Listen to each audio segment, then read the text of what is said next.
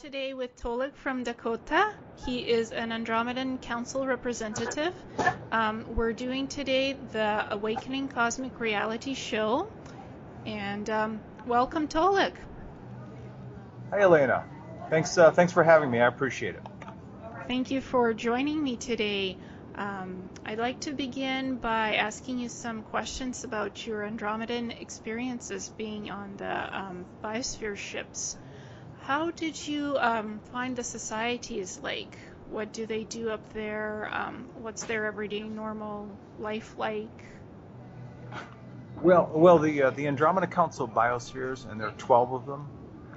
Right now, there are 3 stationed in and around Earth space, and there are another 9 of them.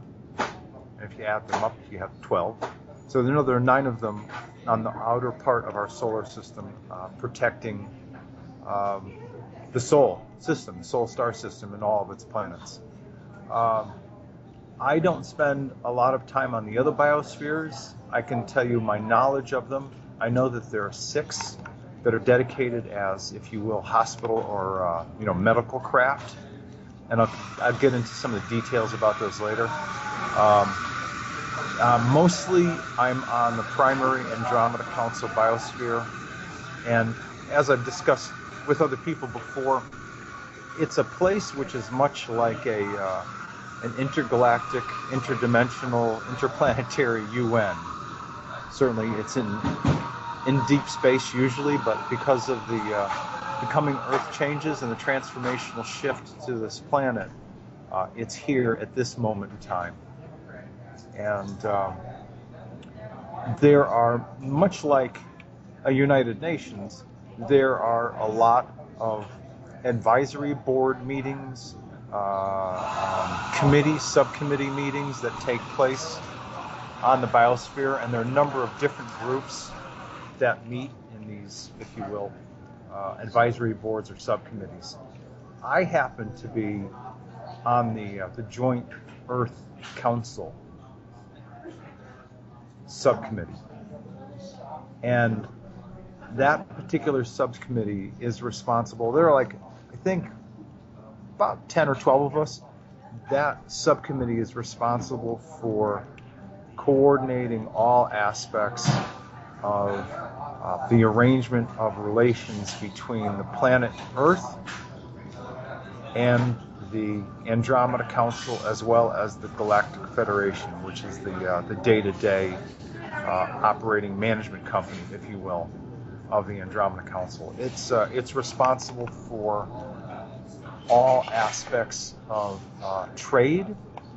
Now, right now I'm talking about the Galactic Federation. It's responsible for all aspects of trade, cooperative protocols having to do with exchange of resources on a planet-by-planet basis, products and services that are provided, different cultural activities, including music, concerts, societal exchange of diplomats, educational systems.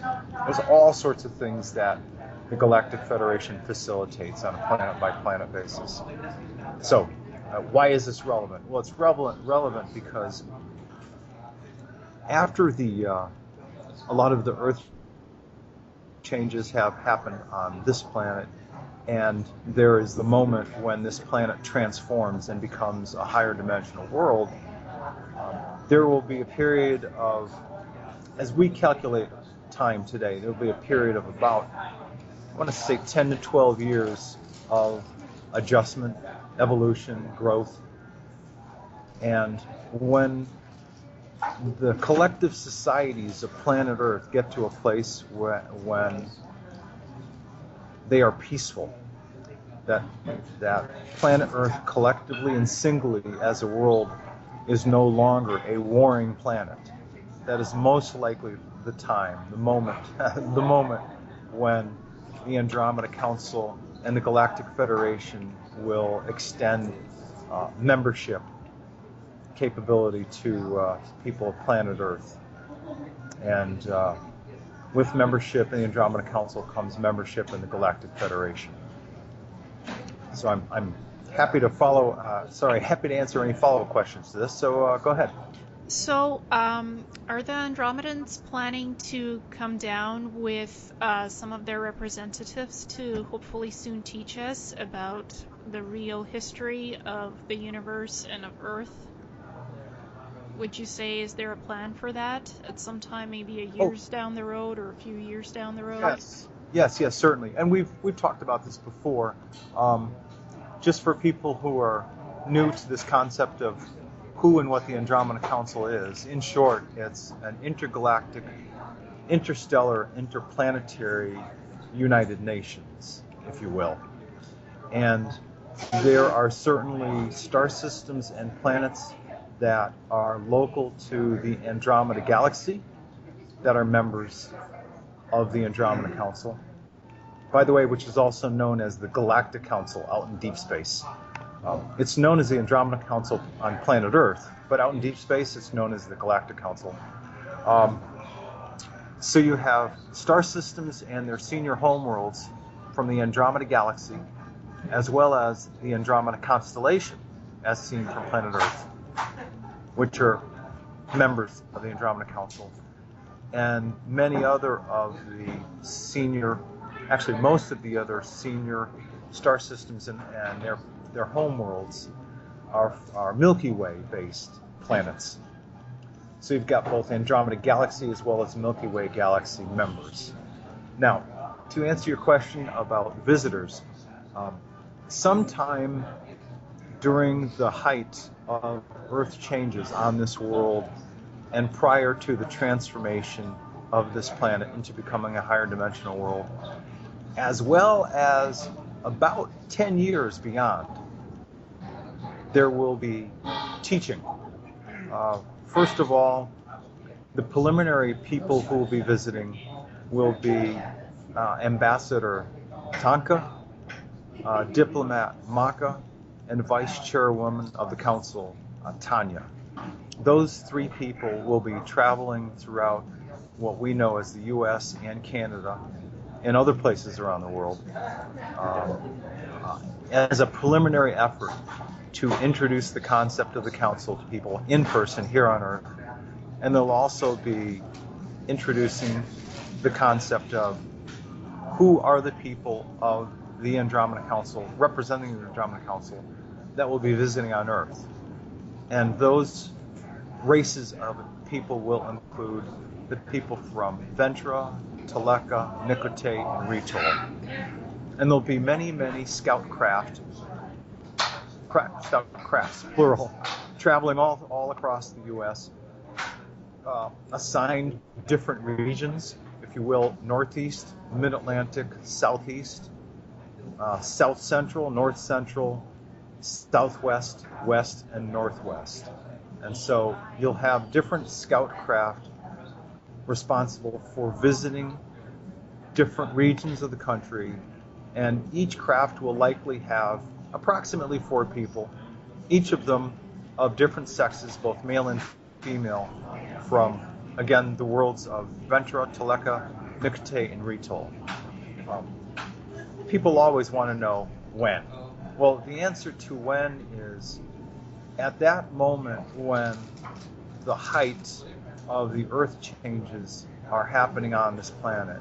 That's when these people will start visiting.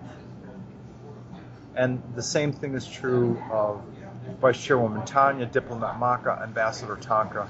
As the preliminary ambassadorial visitors, they will kick the process off. They will start first. And it's not about when, it's about what. As I've said quite a few times, it's about things that will happen out in space, things that will happen out in the cosmos, because of the high energies, the high magnetics, that this area of space, that this solar system is passing through right now. We're just kind of into it. It's going to get more dynamic. It's going to get more busy. But at the height of all this activity, at the height of the changes, is when Ambassador Tanka, Diplomat Maka, Vice Chairwoman Tanya, And then following right on their heels, the people from those 4 planets, Ventra, Tolec, Nicate, and Retol.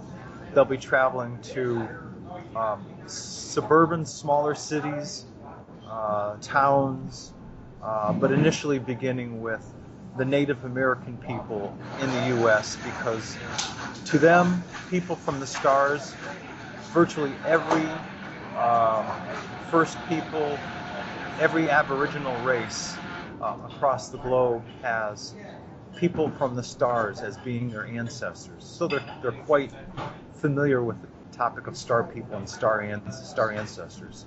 So the process of telling these Native American people the stories of who's coming and when, at least as represented by the Andromeda Council, that process will be pretty easy.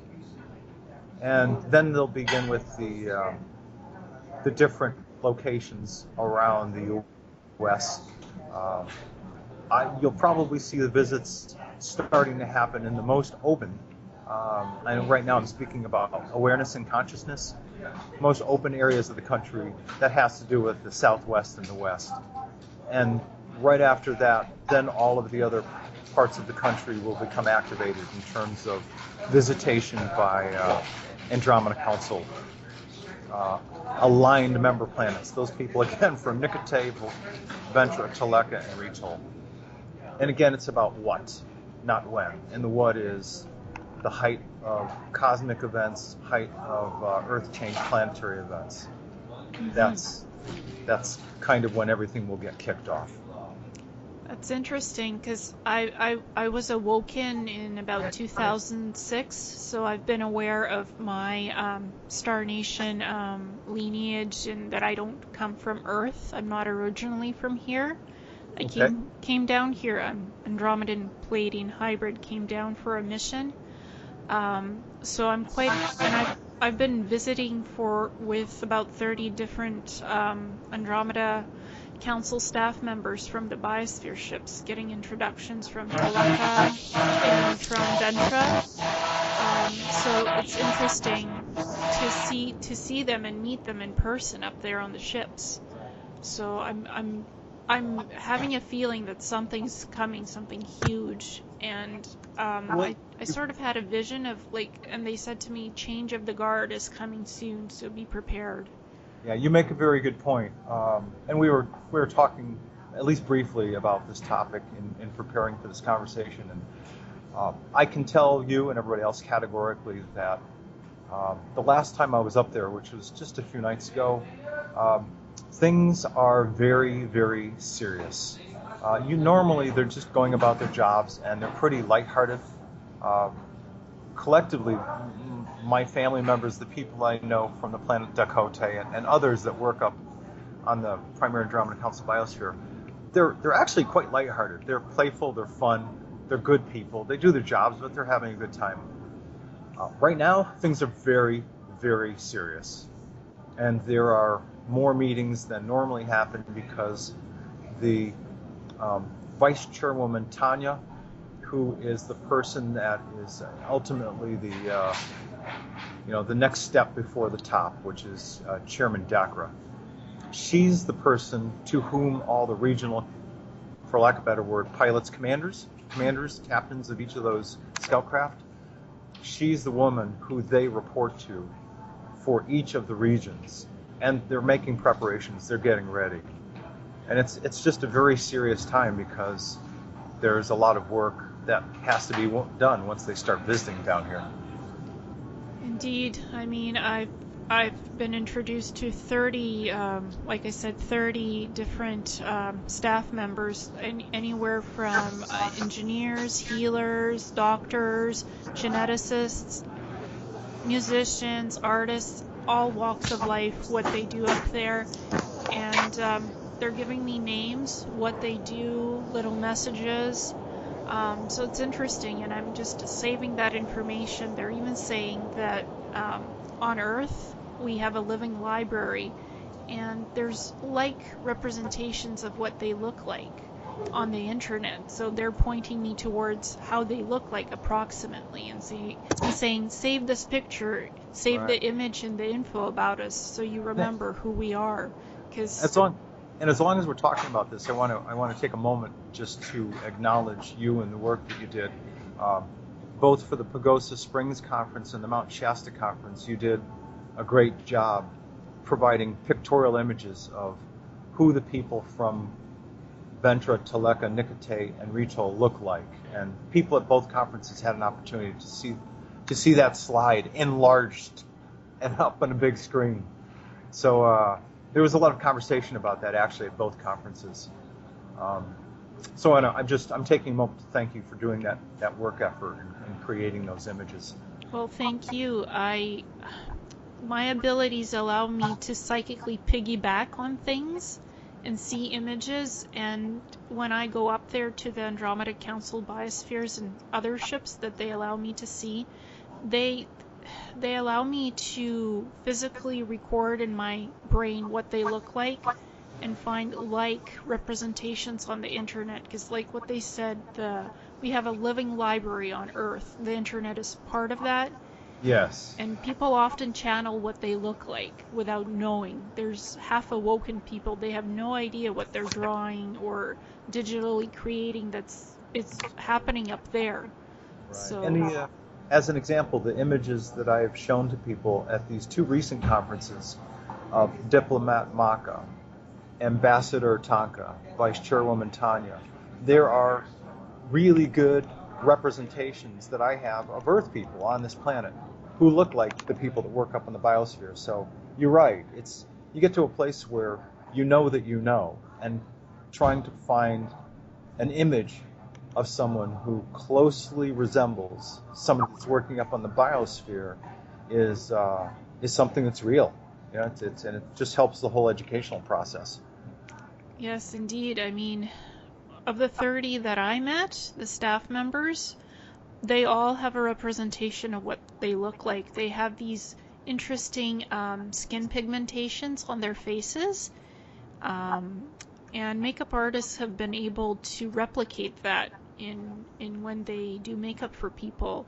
And they say, well, I look like that. That's my representation. Please save this to your files and keep it so you know us when we come down, when we're here on Earth. Yeah, it's well, again, the digital representations that you augmented so that those images would better represent who they look like. Again, people from Ventra, Tolec, Nicotay, and Ritol. You did a great job. And Thank you. I purposely left that slide up on the screen for a while so that people could absorb those images and say, okay, well, this person, she's got light green skin and bobbed ears. She comes from this planet. And the people with mocha color skin comes from another planet. So it was helpful. It was helpful. Yes, I even found myself when I was dressing for some spiritual event, I wore this long blue sweater type dress, and I had a sort of like a robe cover, and I looked like I was wearing Spock robes, white and blue. So, and then Tanya said, "Oh, those are your colors, you know. You should do that more often." Yeah, I've seen Vice Chairwoman Tanya wear sort of a Grecian gown kind of robe when she is at like formal events, not work situations, but formal events, and that's certainly something consistent with the kind of thing that you'll see up on the Andromeda Council biospheres, as they have both, you know, their work dress as well as their formal and informal clothing. Yes. Yeah. Definitely. I wanted to ask you about the food replicators, and in terms of preparing food, it's of interest to me because personally I'm fine with doing cooking and cleaning, but that's not my favorite thing to do. And I asked Tanya about it. I spoke to her, and she said, well, on the ships, as you may have noticed, we have food replicators that can do some food dishes. If you're not having a huge party, like, it could replicate your food on an everyday basis. For bigger things, you go to the galley and order the food from the chef for big events. and they have cleaning bots, so you don't really clean the dust and the dirt. It cleans itself. You still pick up after yourself, your clothing on the ships. Um, so what's your take on that? How, when you're up there, how do you see that stuff? I know I see it in one way, maybe you see it in a different way. Well, they don't need to eat, but they do eat from time to time just because of the social aspect. Most of the, just keep in mind, when we're talking about the higher dimensions, and that's anything from 4D, 5D. These people are made of fine essence matter, light energy, and so consequently, the food intake, whatever they decide to, for lack of better words, eat or ingest, it's energy based, and they don't need to eat a lot. Matter of fact, they could just ingest liquids. They get a lot of their energy from the internal sun source that's inside the biosphere. Moreover, they don't sleep a lot. They'll get maybe 2.5 hours of kind of nap time. 3 would be a lot on an average daily basis. There's as I've said to Ray Kostelanich before, I introduced the concept of a pub, if you will, like an English-Irish kind of pub with pizza place inside. I showed them, because I was looking at the web, I showed them what an English and or Irish pub looked like. I introduced the concept of a pizza parlor inside that pub. Dartboards, pool tables, ping pong. And so there is now a pub with a pizza parlor and all of those kinds of activities on every Andromeda Council biosphere for the officers as well as the crew members and the families. I don't think that's the case on the hospital ships, and we can talk more about that, but certainly on the other 6 biospheres, they all have restaurants, pubs with pizza places. They haven't quite nailed the flavors yet, but they'll get there. Because again, keep in mind they're using light energy as a source to create food. Exactly, and I'm finding myself, I can't eat most human food anymore because my body's changing. It wants to change into that original genetic blueprint of the blue Andromedan Palladian hybrid, 6'4" tall female. The body is vibrating. I feel like something's crawling under my skin. It's interesting, and I can't eat most human food anymore. Well, you're touching on a good point. I was speaking with Sherry up in Montana about this topic recently. She is going through a transmutation process. Her bones, her cartilage, her ribs are starting to disappear.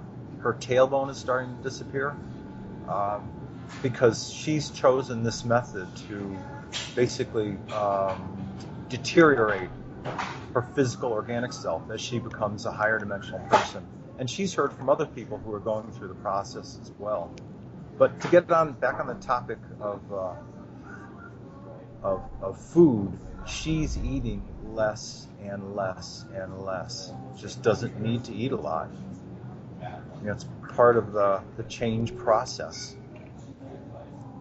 Yes, exactly. And I've noticed places are selling healthy food, and then a couple of months down the road, the healthy food disappears. It's not sold anymore in the food stores without gluten or something like that, because I can't eat anything gluten. So I'm having to find food substitutes all the time because the good stuff disappears. The clean food disappears. Well, that's really strange. Are you talking about like commercial enterprises where you live, typical larger stores? Even smaller stores like Choices, which sells healthy food. I mean, I eat green lentil pasta without GMO, without gluten in it. They've stopped making the green lentil pasta, so I tried the red lentil, and I had a migraine paralysis, and my left side of my body, my foot started vibrating like I had an implant or something, just because I ate that food. Yeah. I'm finding that different people everybody's got a different process of what each person, he or she, will go through during this time of change. Some people's bodies are far more resilient and pretty much don't react to GMO enhanced foods. Other people are on the other end of the scale, and other people are highly sensitive. You might even call it environmental or chemical sensitivity. And I am learning that there are more and more of those people that cannot tolerate any kind of enhancement or change to food at all. But it really is on a person-by-person basis. It truly is. Yeah. The other aspect of this conversation that I wanted to address is the fact that about 6 or 7 minutes ago, you made a statement about a blended Pleiadian, I think you said Pleiadian Andromedan heritage. Yes. That's actually possible. I'm learning that a soul may in fact be birthed originally in the Andromeda galaxy someplace. Or it may be birthed, like for example, my soul, its genesis comes from the planet Dakota, which is a planet that revolves around the star. Their sun is Tegeta. Well, that may have been my place of genesis, but I also learned that I've had other life experiences in other galaxies, as a higher dimensional person.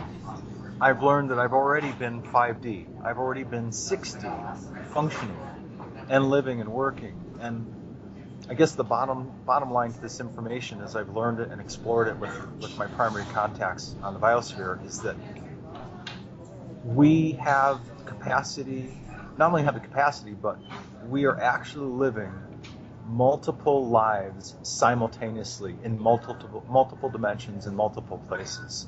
So we can, in fact, be Arcturian, Pleiadian, Andromedan, all at the same time, simultaneously.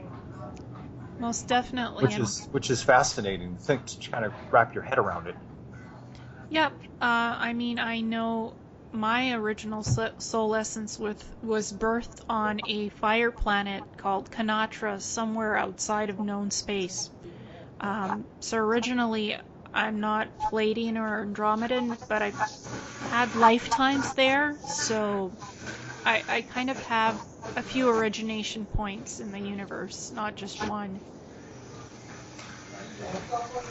And I've definitely talked to my other higher selves that are stationed protecting the known universe from the reptilians as well right now.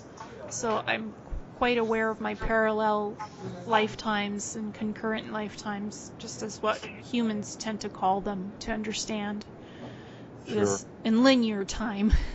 Right. And by the way, just for anybody that's listening, I just wanted to make a comment as a heads up for folks. I'm traveling right now because of different conferences that I'm attending, and given the location where I'm at, I happen to be in the back of a restaurant. So if you all are hearing some background noises, that's what's going on. And my apologies. I just want to acknowledge the noise. Yeah, that's okay. I mean, we do this work wherever and whenever we can, and we just go with the flow. Well said. Yeah, very well said. But I think, at least for those people who are interested, I think it's important for people to understand that we're not only living this organic Earth experience with a limited timeline, we're living other lives in other dimensions, in other galaxies simultaneously, which again is quite an enormous concept to try to wrap our heads around. And I've used the analogy before, and it actually works for people. A lot of people are used to the concept of pizza. Well, if you think of a 24-slice pizza, which is pretty big, think of your higher self or your oversoul as a 24-slice piece of pizza. It may in fact be more, but that you animate this earth body, this physical earth human form, with maybe a slice and a third. You're using about that much energy for this body. And there are other slices of your soul, which I call a spirit essence, that function on their own, and or animate bodies in different dimensions and different star systems and different planets simultaneously. So your 24-slice pizza, your oversoul, is huge. It's enormous. It has great capacity to function and to think and to experience life. It's about the best analogy that I can give to help people understand what it's like to be a soul and experience organic life on this planet. Yeah, I agree with you. I mean, when I was talking to the blue lady, which is my ultimate higher self, she said I had about 80,000 lifetimes as an ET and 202 lifetimes as a human being on Earth and other 3D-like planets. Yeah, those numbers make sense. Yeah. Because the soul branches off into different directions, and there's more than one piece of the soul that's out there experiencing things right now. I know of two higher selves that talk to me that are stationed way out where in the galaxy, and they're doing their bit. I'm Right. doing my bit down here, and we can talk to each other. The energies allow us to do that now. It's amazing. Yeah. It's and some people are just getting used to the concept of being in touch with your higher self. You may not always know which aspect of your higher self that you're talking to, but if you do it enough, you get to the point where you don't even need to have a place of quiet. I think it helps a lot of people to meditate. It's even easier if you get out into nature quite a bit, because you'll start to hear the sound of your heart, the beating of your heart, the sounds of nature, birds tweeting and everything else. But the more, and I know I've said this before, but the more people are out in nature, the more that you can be in the frequency at the dimensional frequency of love. And that same vibration of love is the same vibration that's out in nature. So if people spend more time in nature, it'll be easier for them to tap into their higher aspects, their higher selves.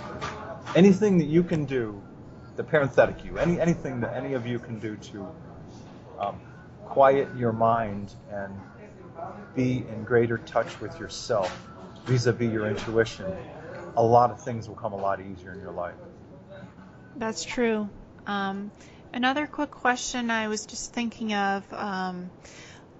You said that in one of your PDF files teachings that humans can petition to be adopted by the Andromedan Council and be placed with a family.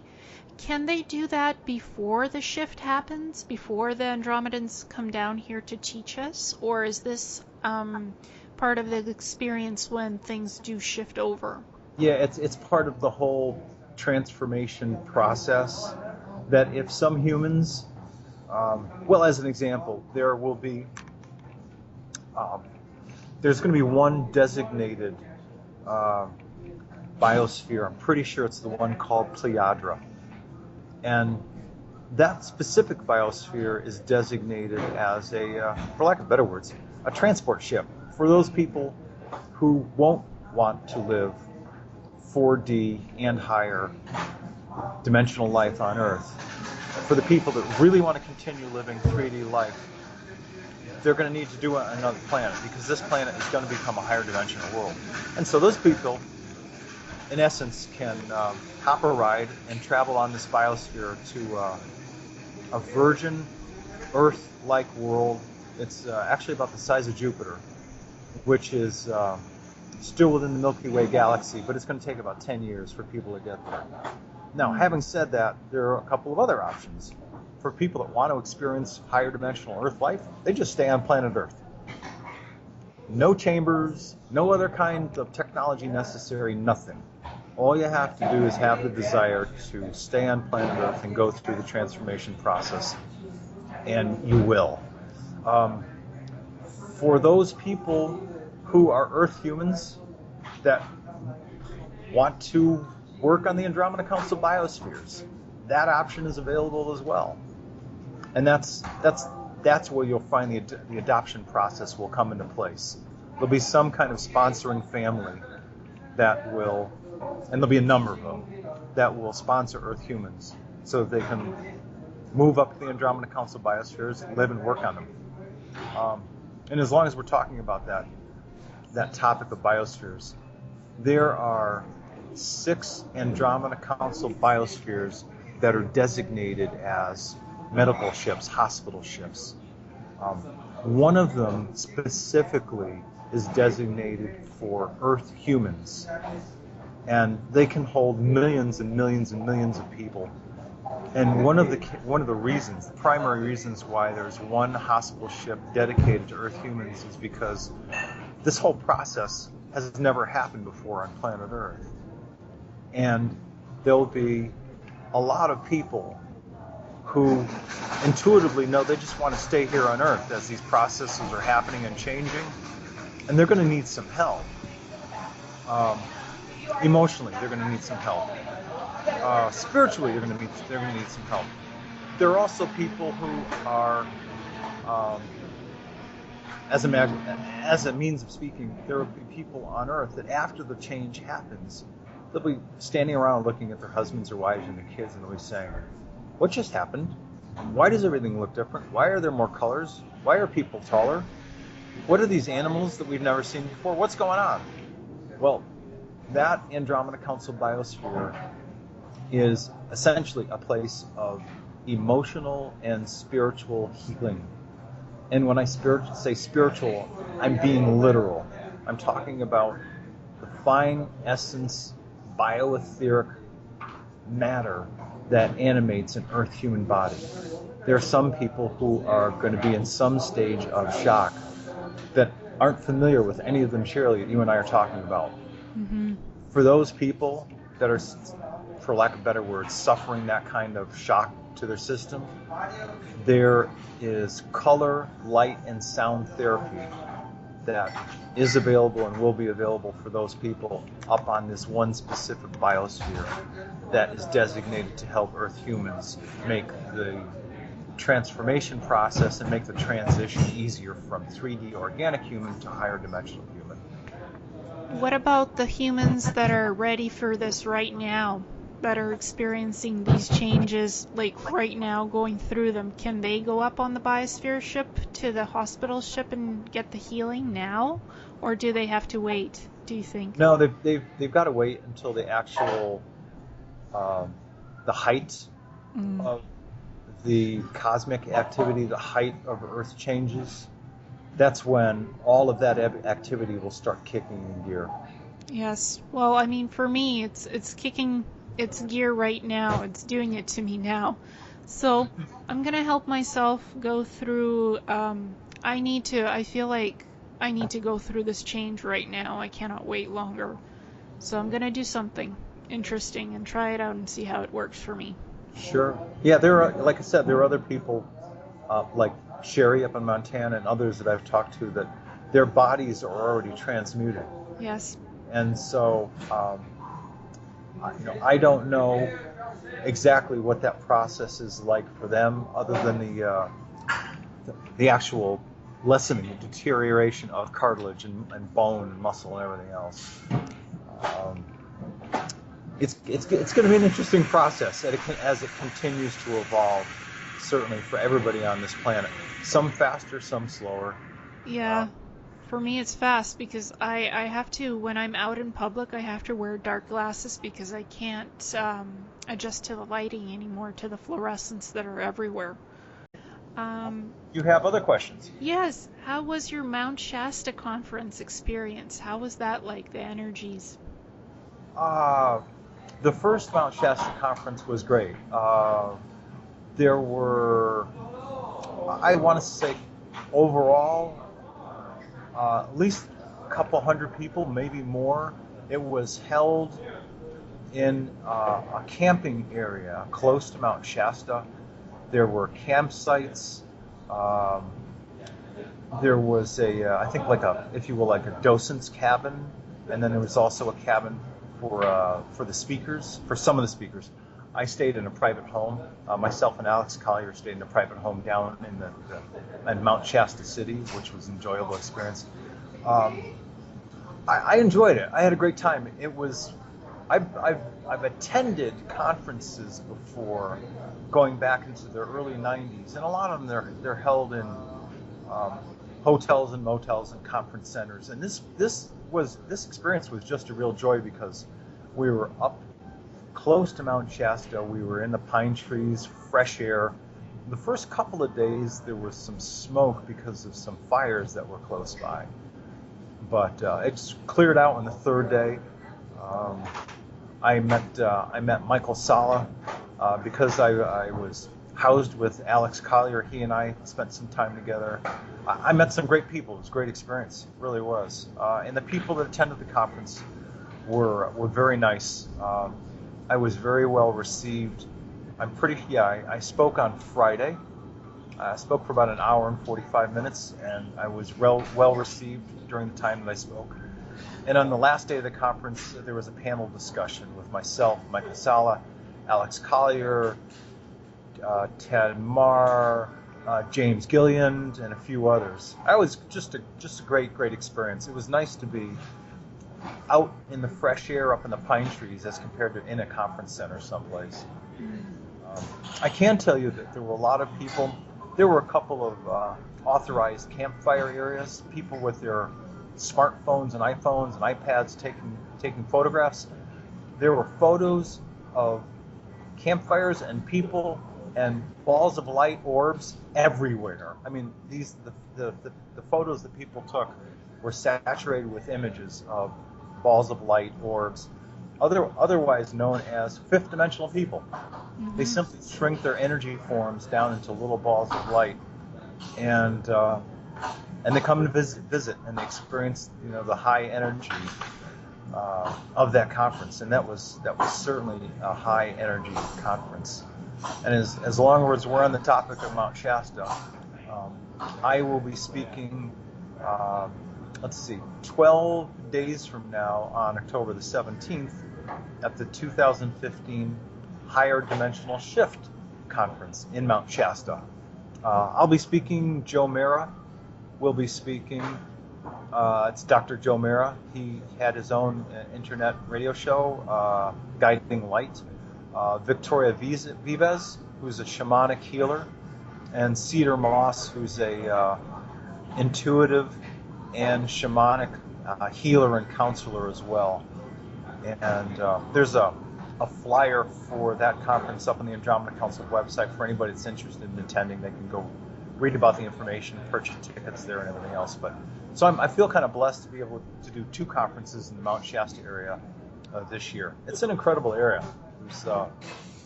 There's certainly some high energy and high vibrations up in this area. Very good. I had another quick question for you. Have you been feeling any changes? Everybody's been hearing about wave X and all of the lovely energies, the electromagnetic energies that are gamma ray energies coming in. Has that impacted you in any way? And people have been asking, is Tolec going to ascend and disappear off the Earth? So what are your experiences like with that? And are you ready to go, or do you want to stay here? It's an interesting question. It's one I'm happy to answer. I'll start at the beginning. When I first left the Andromeda Council biosphere, because although I was birthed on the planet Dakota, I've had many lifetimes here on Earth, and I was also asked to come back down onto Earth for this lifetime. And from the memories that I had and my experiences prior to leaving the Andromeda Council biosphere and coming down here, I didn't really want to come back to Earth. And I pretty much had to be convinced.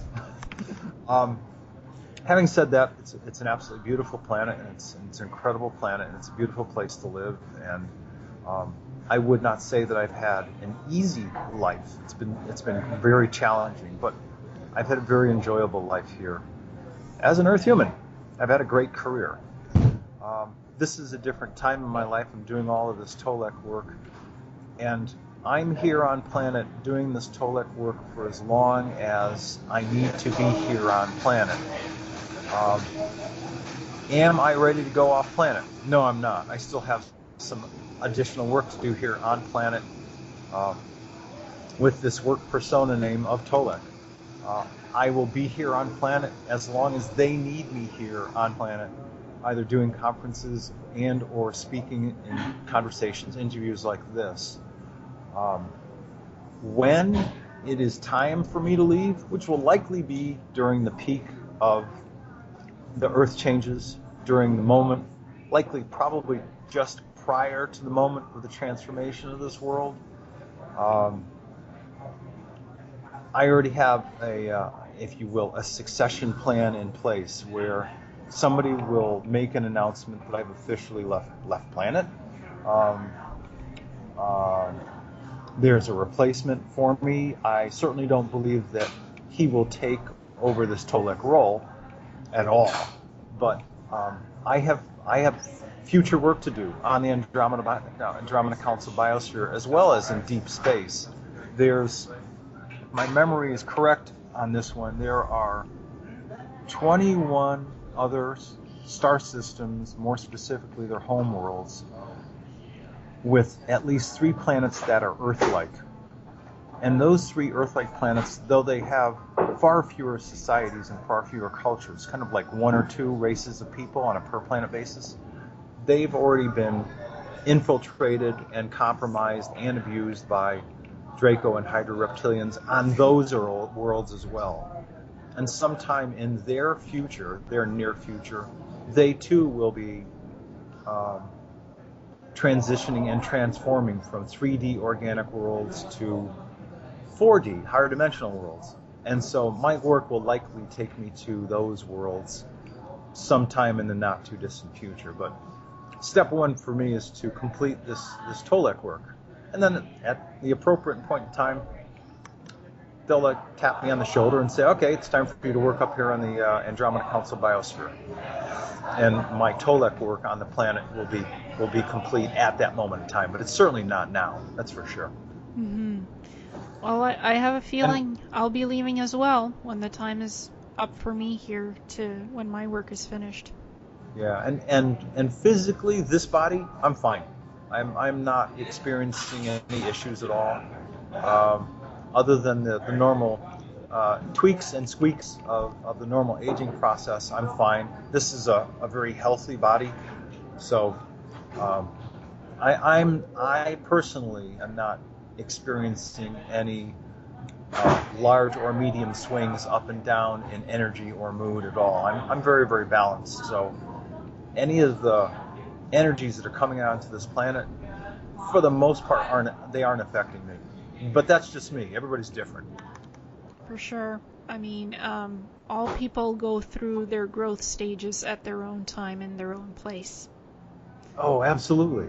Yeah, without question. It's not a one-size-fit-all. It's different sizes, different genetic structures. Because we have so many visitors on Earth, so many different races here experiencing Earth life. So for everyone it is different and in their own time. Yep, absolutely, without a doubt. There's no date stamp on this. It's going to happen when it'll happen. Yeah, well said. Yeah, and yeah, there is no date stamp, as you said, and it's not about when. I've been told categorically it is about what, and the what has to do with deep space cosmic events that will transpire, that will affect this planet, and they will trigger events to happen, physical events to happen down here on Earth. Yes, I mean, physical events are happening already to people. Their bodies are degrading and changing. They can't eat human foods anymore. I mean, they're literally changing into a different blueprint, genetic blueprint. And it sometimes for some people, for me, I eat healthier now. Sometimes I just need to find different food and experiment with it to see how it works. Yeah. Well, the events that I'm referencing are planetary Earth change events. People are certainly experiencing what they're experiencing, but I know there are a lot of people concerned about massive, traumatic Earth changes. Yeah, in different timelines, That was certainly a possibility and probability.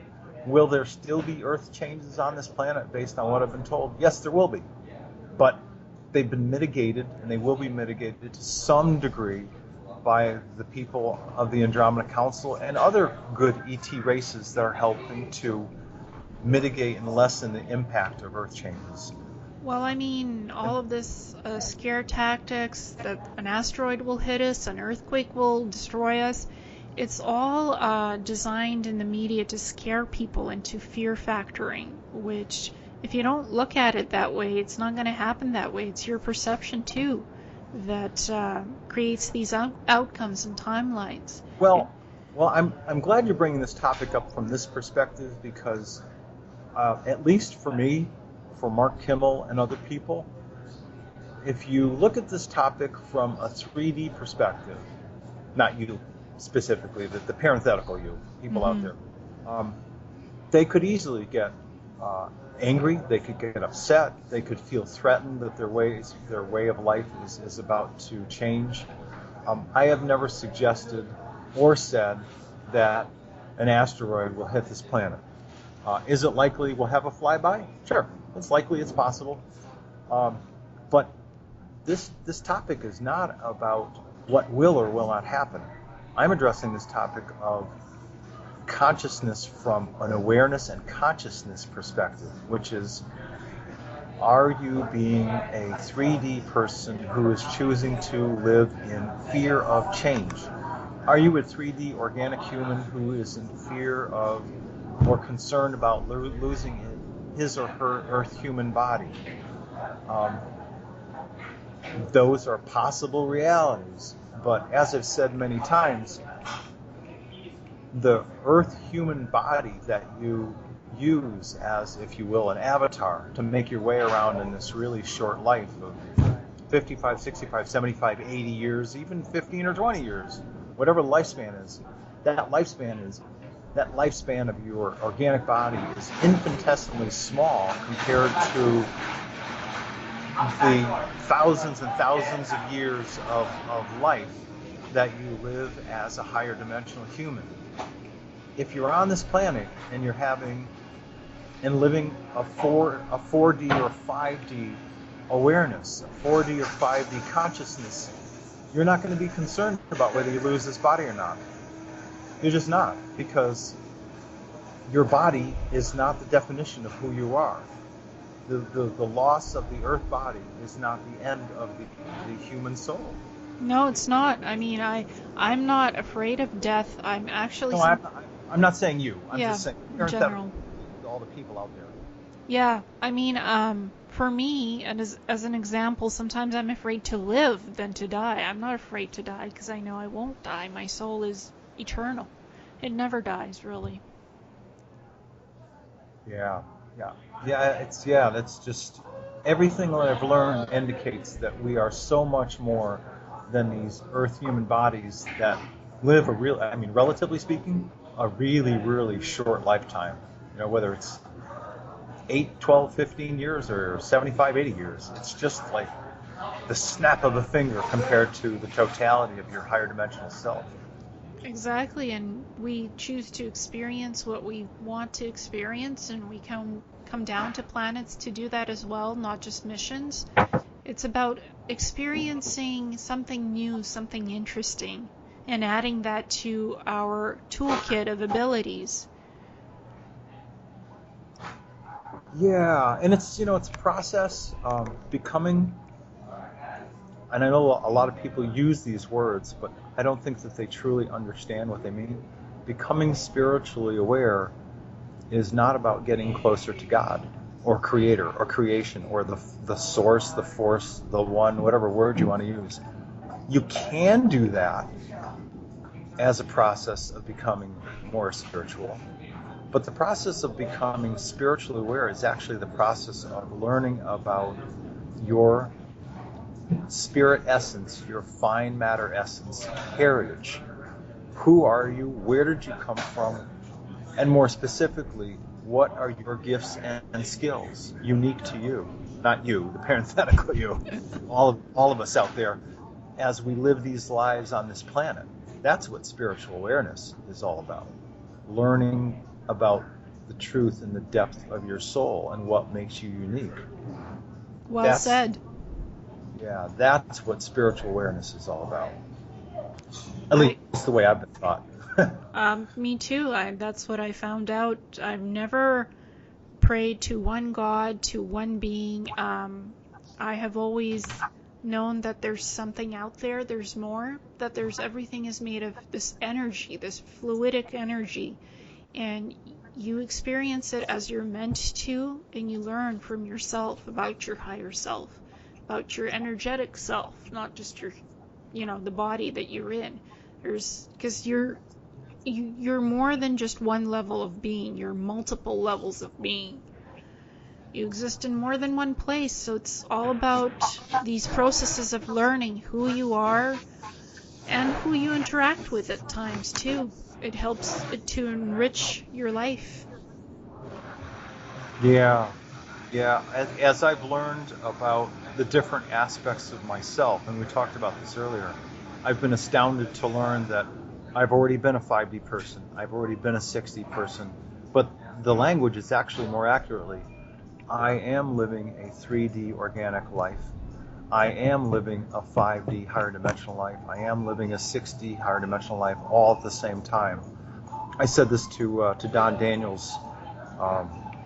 He and I had a conversation recently, I guess about a week ago, and I said, think of the life of your soul and its different manifestations like in a pool or in an ocean, where you just go, oh, there's a life, there's a life, there's a life, there's a life. It's not on a linear timeline. It's more like different experiences in a large pool or a large lake or a large ocean. You just go, there they are. There's all these experiences I'm having simultaneously. I think it's just easier for people to grasp that visually instead of thinking of it as a line, a linear expression of, maybe linear on this planet, but out in the cosmos and the different dimensions, it certainly is not. Yes, definitely. I mean, you see pictures in the lake, a picture of this life, a picture of that life, and you can bring it up and have a look at it, put it back, have a look at another one. Yes. And you see a whole flow of these pictures, these visual images, these stories that are happening simultaneously.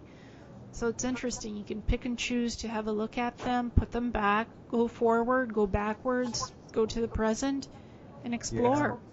Yeah. I've seen hundreds, literally hundreds of male faces of the different lives that I've lived.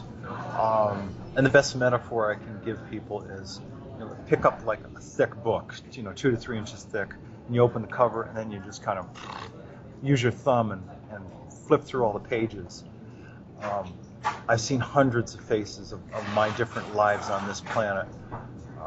As a matter of fact, in a conversation just a few months ago with Ambassador Tonka and Vice Chairwoman Tanya, we were talking about, I think even the gentleman who's the commander of the biosphere, we were all involved in this conversation. We were talking about my unique interest in the concept of time.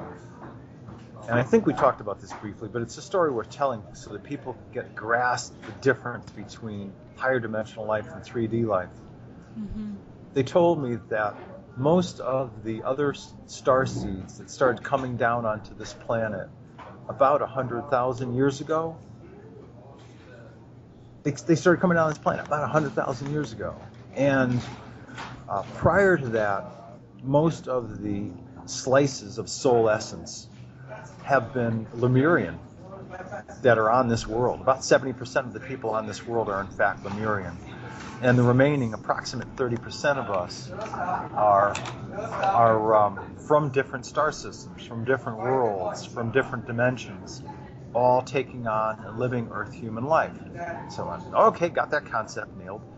So again, I was trying to find out. I actually asked the question from their perspective because asking the way I had been asking before wasn't getting me the answer. So I said, okay, so you're telling me that I've been coming to this planet for about 75,000 years. Yes, you have. And so I've been living a number of Earth human lives over the course of 75,000 years on this planet. Yes. I'm like, okay, good. So, from your perspective, Ambassador Tonka, because he's the spiritual advisor to the council, Vice Chairwoman Tanya, because I've been working with you guys up in the Andromeda Council biosphere for years and years and years and years. How long does it feel like to you guys that I've been gone off the Andromeda Council biosphere, living these Earth human lives? And I want you to give it to me in sort of Earth human terms, how we would express time. And collectively they went, to us, the way you guys express time, to us it feels like you've been gone about a year and a half. And I went, what? And I had the same conversation with Don Daniels in an interview about a week ago. I was just blown away by the fact that I've been coming down to this planet for about 75,000 years, living a number of Earth lives. And to them, to these upper 4D, 5D humans living on Andromeda Council biospheres, to them it feels like I've been gone about a year and a half. That will tell people how different, for lack of better words, the calculation of time is for a higher dimensional human as compared to an Earth human. It's astounding. Absolutely astounding. Yep, I agree with you. I mean, I've been the Star Traveler, which is a guardian, protector, peacekeeper, negotiator, whatever it needs to be, in female form for about 2 billion years. I just chose to be that one being for 2 billion years. And I just experienced life as that higher dimensional being. Because it didn't make sense for me to branch off at that time to other soul bits and pieces of myself. I was complete as that, and that is what I was. Okay. And then I met my soulmate, and she came down to Earth. She chose to go and help Earth, and she was stuck here for 2 billion years in cryostasis by the Greys. Well, long story. I won't go into it in this conversation, but I decided to leave that life as that one being to come down to Earth to help her, to help rescue her. So I needed to be human for that to happen. I needed to be physically born in a human body to do that work. So here I am. She's been rescued. She's off on Ventra right now, and she's Andromedan. She's fully Andromedan, blue-skinned Andromedan woman, very beautiful with long blonde hair, luminescent blue skin. And she's on Ventra. I'm here on Earth, and I still have my stuff here to do. And I speak to her still, so it's like infinite. Yeah, it's there's an amazing number of people like myself, like you, and others who are very conscious of the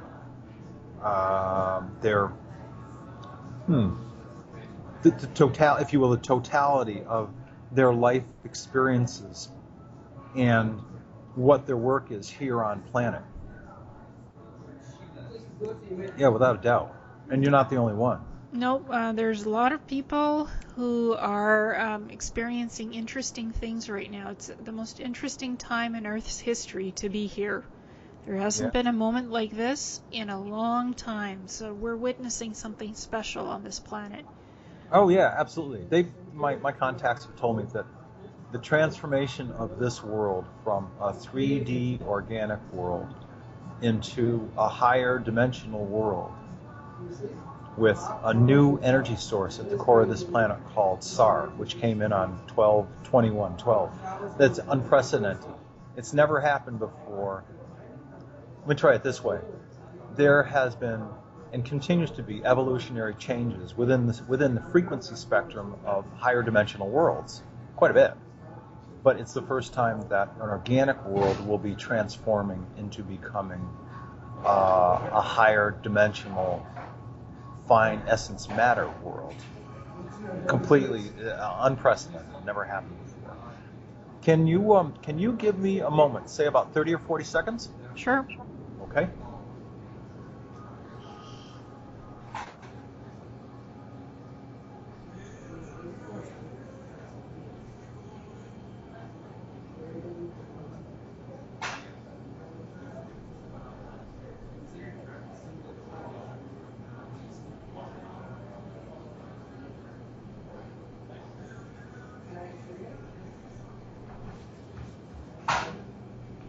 okay, it's a restaurant. It's a busy place. Got to allow for other things and other people. Yeah, that's fine. It's part of human life.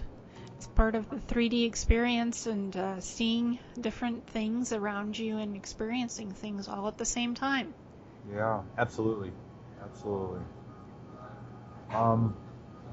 So what other things can we talk about while I'm here? I know that at one point Earth was a 12th dimensional world, and Yes. something happened because of Atlantis and their misuse of technology, and it dropped slowly back to 3D to save the planet so it wouldn't explode like Maldek did. Because the Maldeks also used technology in the wrong way, and it happened on Mars. That's why it's barren right now. There was a huge explosion back there.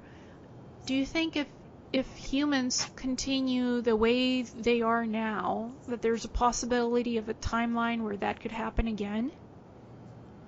Or will that not be permitted ever again to happen on this world, Earth? It's my understanding that part of this transition process leading to the higher dimensional transformation of this world is a joining, a coalescing of various timelines. And that based on everything I've learned, the transformation of this world from that of being a dense, slow, organic matter world as it is today into becoming a higher dimensional world is I'm trying to search for the right words for this. There's so many things that I want to say that if you don't include the word time, it's hard to describe it, but it's the best thing I can say is it is the moment. This is the moment in the evolutionary cycle of this solar system and this world to evolve. It's the, if you will, the blueprint of this solar system, and more specifically of this world, that it evolve and become a higher dimensional fine essence matter world. And at that moment of transformation, what people would likely see is a Earth going from being a beautiful blue organic ball in space to being a translucent light blue crystal ball out in space. If you were to see it from deep space, you would see this crystal blue Earth once it transforms. So it's, there's not been, at least with people I'm talking to, there's not been any discussion, any concern about the planet going through a horrific catastrophe of it being hit by an asteroid or meteor or blowing up. That's not been any part of any conversations that I've been part of at all. Earth changes, yes. Adjustments to coastlines, yes. Waters rising, waters falling, yes. Land rising, new islands, yes. But the destruction of the world, not at all. Not at all. Well, I'm talking about not cosmically by asteroids or anything, but by us humans, the fact that we're technologically, we're actually living in the 19th century. Technologically, we don't have all the technology we could to clean up the Earth because of certain matters and certain cabals and Illuminati and all of that stuff. But I'm talking about humanity in terms of reaching a technological peak like the Atlanteans did, where they blew up their own island. I hope that doesn't happen with us reaching to that point of technology and not knowing any better. The best way that I can address this topic is that based on what I've been hearing from my own Andromeda Council contacts, I cannot speak for other people, but based on what I've been hearing over the past 4.5 years and as recently as the past few months, this period, this moment of transition and ultimate transformation of this world is not something that we're looking at 50 or 75 or 150 years or 200 or 300 years down the road. again, we're talking about time. So this is a really difficult thing when we talk about how higher dimensional people calculate the experience of their lives. What they do is they look at not only experience their lives, but as they observe cosmic events, it's about the observation of cosmic events that tell them what's going to happen on this planet and to this planet. And based on what I know today, we're looking at probably a period of a year and a half, a couple of years, 2.5 years, something like that, in terms of in terms of time frame, whereby this world will transform. The frequency, the natural frequency of this world, and the human resonance in every way that you can possibly describe this world, luminescence, magnetism, etc. As a matter of fact, as far back as 2004, and then recently 2010, I believe, scientists from the Russian Academy of Space Sciences indicated that data that they have based on a number of different categories, resonant frequency, luminosity, magnetism, volcanism, which is volcanoes, weather, that as far back as 2004, they were recording significant changes, not only on planet Earth, but on many, many other planets throughout this solar system. This is a period of change. And it's just, this is what it is. Period. It's an era of change. It's a moment of change. I just don't want to use the word time, but so we're going through a transformative period. And so what I'm also saying is, I don't believe, based on everything that I've heard, including recently, that we're looking 15 or 20 years down the road for this moment of transformation. I think we're looking at the use of a year and a half, 2 years, 2.5 years of the point in time when we reach that moment of transformative change. Now, having said all of that, I'm going to add a caveat, which is things change in space. Things change in people's lives, but they also change in space. Conditions change. So we'll just have to, for those of us who are interested in this information, we just watch, we observe, we experience. We're going to experience, whatever choices that we make, and whatever happens to planet Earth will happen when it happens. Would you think this change would also happen on the Moon and Mars? Because I know there are beings on the Moon. There's humans on the Moon from Earth, and as well as on Mars. They're doing their thing with technology. They have a few bases up there. Do you think they'll change as well? That this Earth change will impact them too? Yeah, the Moon, as people call it, is an artificial ball. It's you could call it a biosphere if you want to, but not really. It was manufactured. It does not help this planet. Basically, it's going to be busted up. It's going to be busted up in pieces, and it's going to be hauled away, and it's going to be disposed of. My understanding of what will take place on this planet includes magnetic pole changes. The magnetic north moves to the bottom of the planet. The magnetic south moves to the top of the planet. The crust will go through some shifting. But sometime during the peak of all of those Earth changes, I've been told that the Moon itself will be busted up into pieces and be hauled away. And who's ever on those bases is going to do what they're going to need to do. Yeah. Well, I mean, there's people on Mars that are trapped that have been taken against their will from Earth. They've been experimented. I've remote viewed this. They have 20 bases, and these are humans from Earth who are advanced in technology, and they trade with God knows who, with civilizations. I hope that this change that happens to Earth also reaches Mars to help that planet, because it's occupied. Mars is occupied.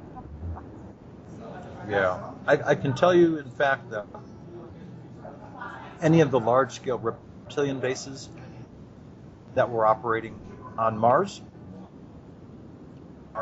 moon, Phobos, that were also operating on the backside of the moon.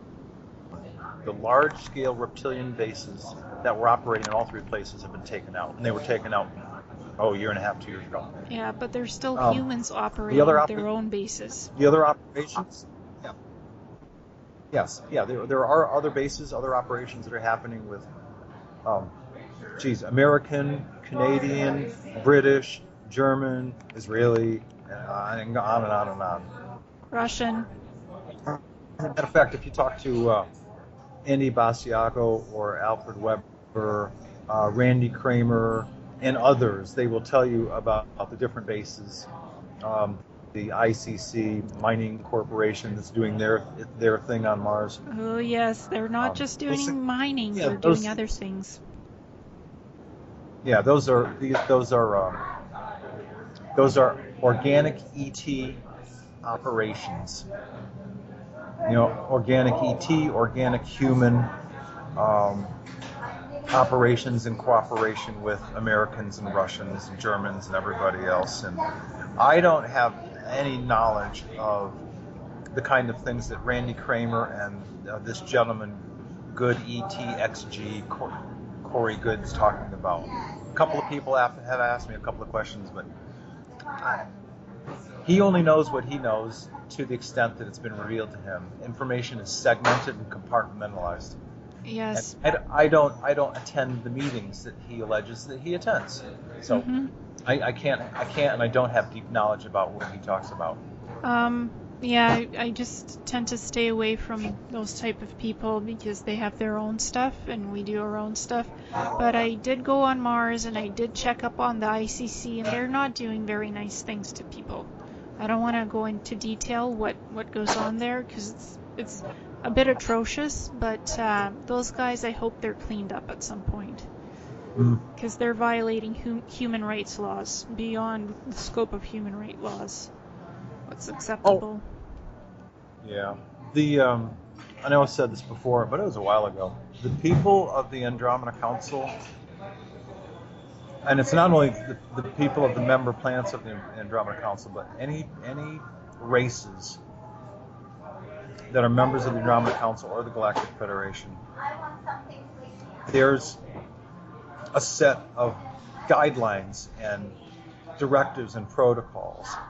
And one of them is that, especially for a childlike, warring world, which Earth is,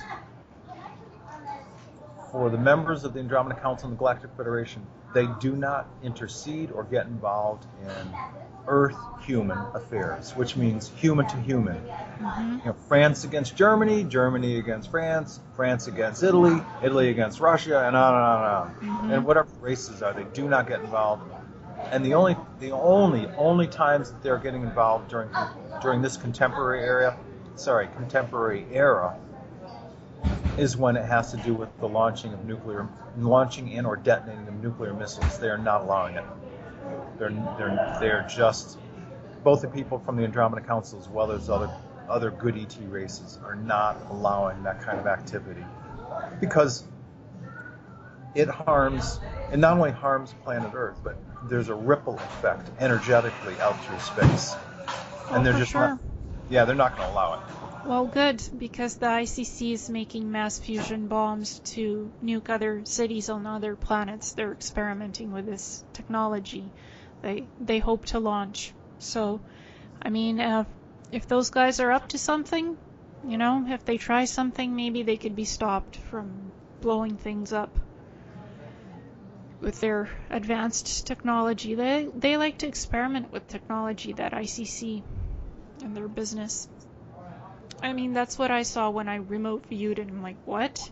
You guys can't launch this stuff. It destroys cities on other planets. That's what they were planning on. Sounds Atlantean in approach.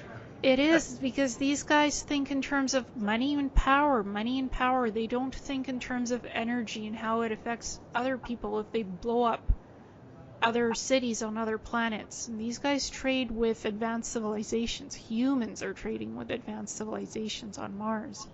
So, I mean, I hope these guys can't do any of that. Yeah. It, Yeah, you bring up a good point. There are so many. I'll try to use numbers that people can wrap their heads around.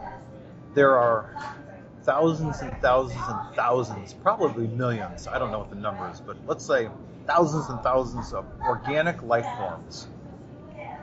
You and I and others on planet Earth are organic life forms. Head, shoulders, chest, arms, legs. We eat food, we ingest. We are slow, dense, organic human beings. Well, there are humanoids and other life forms that are also still 3D organic, that exist all throughout the cosmos. And in a conversation with Mark Kimmel this summer, he and I were kind of just chatting about the expansive amount of life throughout the cosmos.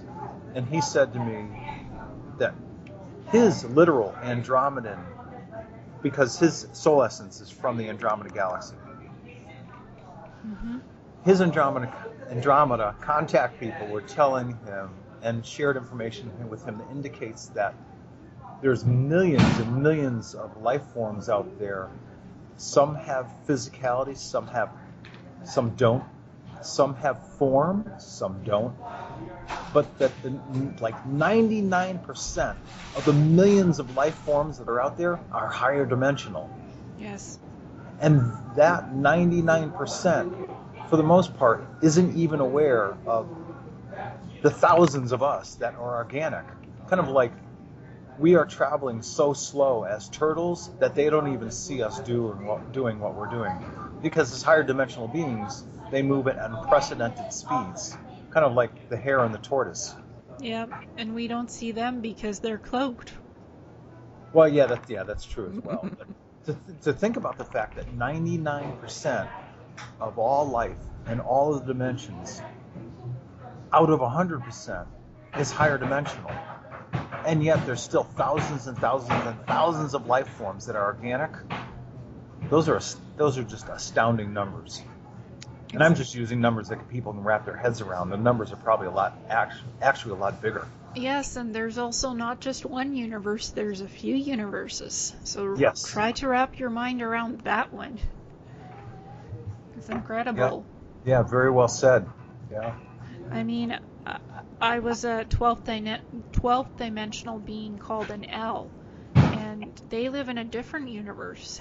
They don't have a human body, but they have the capability of getting one if they need one. So that's quite interesting. I mean, I saw them and how I lived there in another universe, and I'm like, wow, these guys are amazing.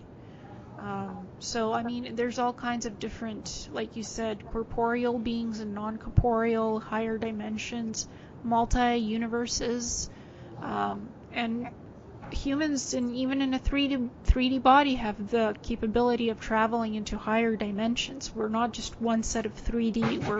We're higher dimensional beings already. Oh, without a doubt. Yeah.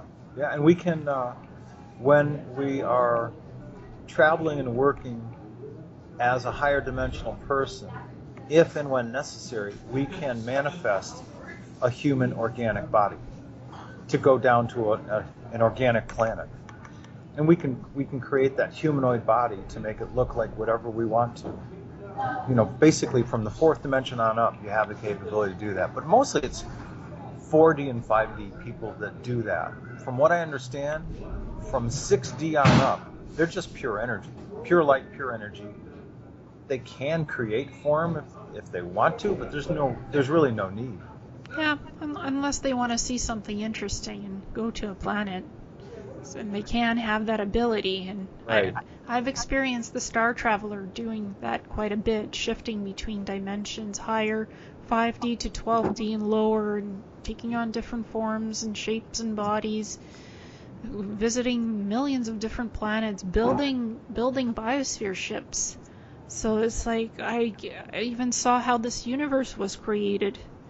So it's interesting how energy and sometimes technology interact together, how you can create bioenergetic living technology from energy, and then we recycle that. Once you've created something, the technology just gets recycled back into energy. Oh, absolutely.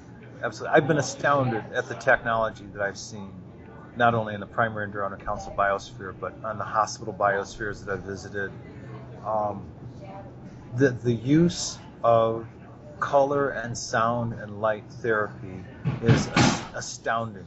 Now, they can use those different modalities to heal human tissue, blood, bones, etc. But they use it more often to create healing for the spirit, the bioetheric body that each person has. Mm-hmm. So certain colors in combination with different frequencies, tones, sounds assist in the healing process directly of the human bioetheric, the electrical energy body. It's about the only way I can say it. The other words I use are soul essence that animates the human form. Yep. So yeah, they're amazing. They amazing. they were able to do that in Atlantis at that time, and I think we'll be going back to that as well. I've certainly seen the biosphere hospitals and centers. I've visited and I've seen them use the light energy to do that. And I received a little healing from them. I was quite hesitant to ask to be healed fully because for some reason I have this hemiplegic migraine with paralysis. I have to figure out why I wrote this in for myself to experience that. I was hesitant to ask them, can you heal this? So I didn't ask. I just watched and observed in their medical healing centers. I wanted to say, can you get rid of this for me, like now, but I didn't say it. Well, everyone in his own sorry, wrong word, but everyone in his own time. Yes. Yeah. I mean, I'm sure they would have, if I asked, they probably could heal it, and I know they can because their technology is amazing. But I didn't ask, and there's a reason probably for that, and I'll find out why soon enough, I think. Sure. So, would you like to share anything else with us? Well, it's certainly been a busy time in my life since I've been doing this traveling to speak at these different conferences, including the one coming up on October 17th, also in the Mount Shasta area. It's simply been a dynamic time for me, which is good. It's certainly broadened my horizons. I hadn't done any extensive traveling in about 4 or 5 years since I started the Tolec work, but it's always good for me to get out and work and be speaking with people one-on-one. I will tell you that there are a lot of people that are awakening, even today, that are searching for this information, asking questions, looking for answers. I think that the best thing that I could tell people is to follow your own intuition. Do for each person to whatever degree they want to. Do your own research. Take in the information that feels right for you, that feels the most appropriate for you, and act accordingly.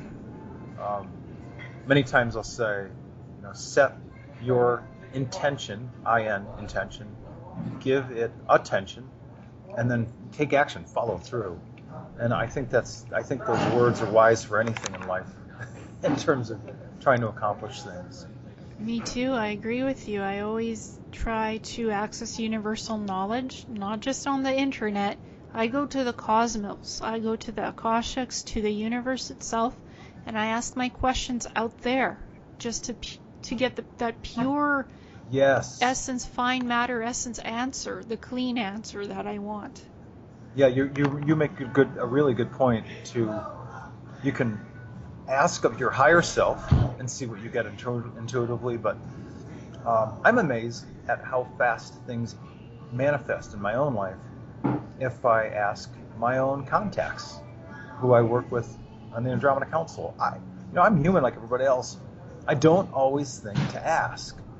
And when I need help and when I ask for help, interestingly enough, especially at this time in my life, things are manifesting a lot faster than ever before.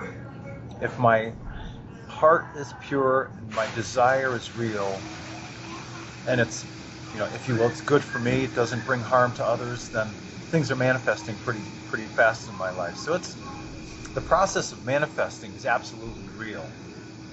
But it takes intention, attention, it takes desire, it takes action. Yes, and positive thinking. Don't just, if it didn't happen today, it'll happen tomorrow. Just because it didn't happen in a certain time frame, it doesn't mean it won't happen, because it will. Yeah, very, very true. If it's for your highest good and you have pure positive thinking behind it from love in your heart, it'll come. Just might not be in a day or two, might be in a week or 5 months down the road, but it'll come, because if it's right for you, it'll be there for you. Very, very true. You're very accurate about that. I've asked to manifest huge things. I mean, I've asked and I've received it, and I'm still working on it. Well, as an example, as I've been seeking to grow the experiences in my life, which includes speaking at more conferences, I never thought that within a month and a half or a couple of months I'd be back here in Mount Shasta speaking at another conference. I feel blessed to have a second opportunity. And there'll be a completely different group of people, and we're going to touch on some different topics. But how does that go in the old school? Seek and you shall find. Exactly. So you want to find, you got to seek. I feel blessed to be coming back here a second time. Are you thinking of moving to Mount Shasta, perhaps? I may spend some time here again during the warm weather season when it comes up around the second time around, next spring or next summer, because having experienced this town, this community, it reminds me of Sedona back in the early 80s. Relatively undiscovered, a small downtown area, lots of new age, higher dimensional, if you will, crystal shops, Ayurvedic medicine, very much like Sedona was before it became highly commercialized. It's a beautiful area energetically. Mount Shasta as an area, the mountain itself is incredible.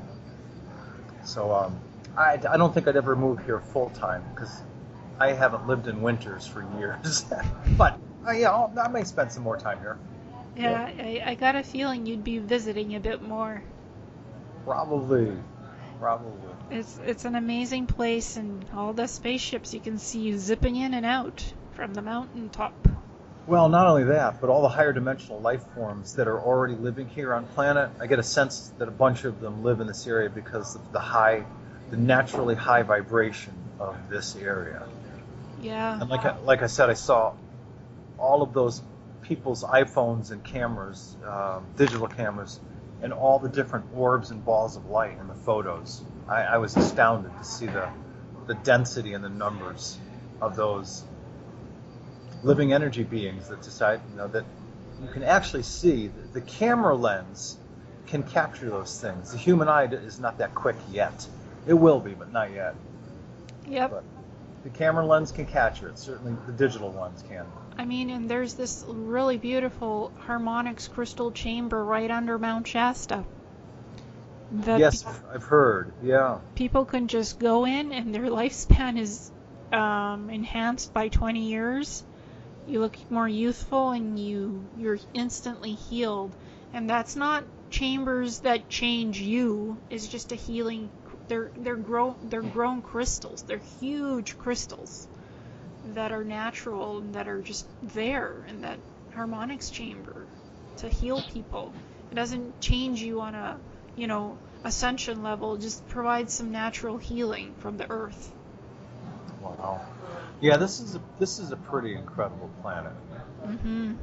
Yep. And I mean, the Atlanteans knew a lot of good things, and they were good people. Some were led astray, and hopefully we're on the right path as well, to more organic, natural living, so to speak. Yeah. Well, I've been, among the many things I've been taught that not only does this planet have its own evolutionary blueprint, but every star system, every galaxy has its own evolutionary blueprint and pattern. And this is our time of evolution, and hopefully as we are purged of the reptilians that have been abusing and manipulating humans, the more humans that evolve, the more evolved humans that decide that we no longer need to be manipulated or abused by anyone, including ourselves, that we no longer need to be a warlike planet, that this will be an incredible place to live.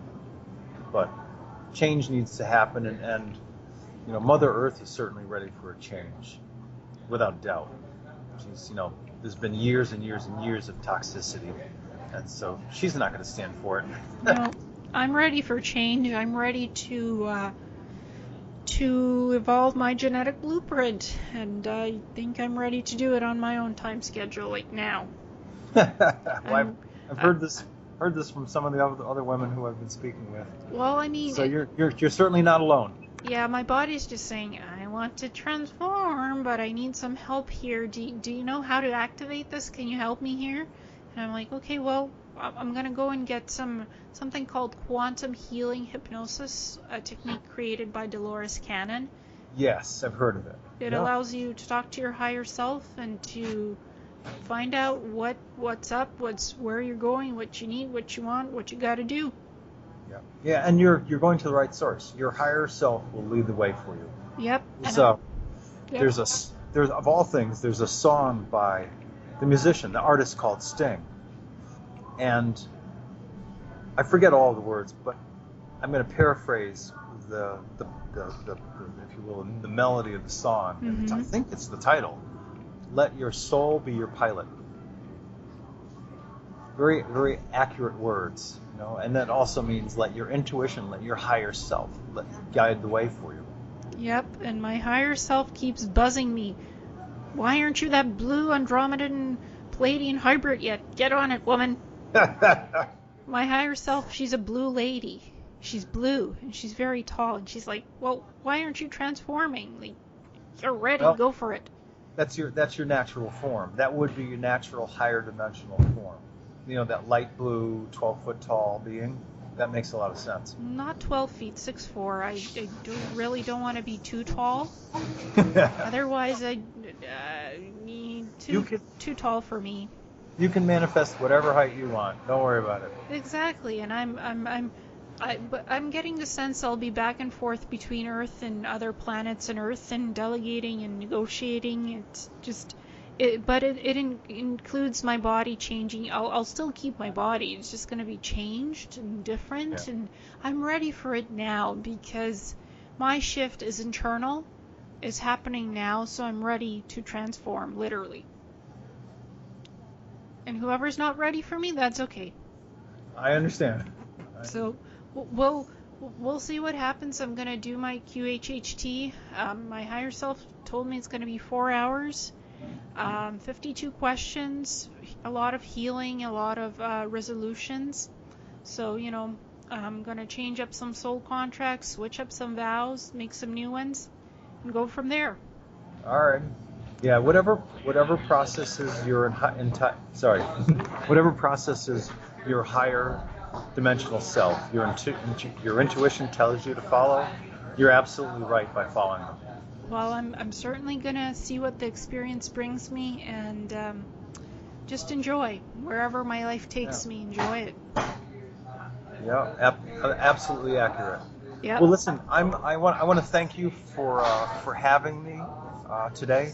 It's certainly been a fascinating experience, and keep up the good work. There needs to be a lot of people like yourself out there who are not only talking to guys like me, but are having their own valuable experiences, and you certainly are having your own. And the more people that are out there telling about their own amazing experiences and life stories, the better. The better for everybody. Exactly, and it's about having wonderful experiences, interviews with men, women, everything that's in between as well, because we are multifaceted beings. So it's allowing people to have an experience, to talking with people from all walks of life, because everyone has something beautiful to offer each other. Yeah. With each other. Yeah. So. Very well said. Having an open mind and being open to new experiences and blessings in our lives. I think that matters quite a lot right now as we're coming together as a consciousness, awakening consciousness. Yeah, about the only thing that I could add to that would be whatever age, those of you who are out there, whatever your ages are, understand that you have not only the ability but the right to discover your own unique gifts and skills, but I would also add to it, discover your joy. You know, whatever those things are that make you really, really happy, do more of them. Bring as much joy as possible into your lives. That would be my closing comment. Yeah, and inspire others to do the same. Yeah, well said. Yep. Thank you, Tolec, for joining us here at the Awakening Cosmic Reality Show, and I hope we can do this again soon. Okay, Elena, thanks a lot. Thank you. Take care. Bye for now. You too. Bye.